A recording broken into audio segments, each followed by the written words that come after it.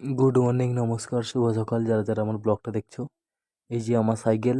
আমি আজকে যাব আমাদের দোকানে, কিছু একটা কাজ আছে। বাবা আমাকে সকালে ডেকে বললো একটু যেতে হবে, তাই জন্য দোকানে যাব। এই যে আমার সাইকেল। সাইকেল এবার আমি উঠে পড়বো। এই যে আমার ঝুড়িতে 1 টাকা আছে, এটা আমার লাক। ওই যে আমাদের মুরগি চলে গেল সামনে দিয়ে।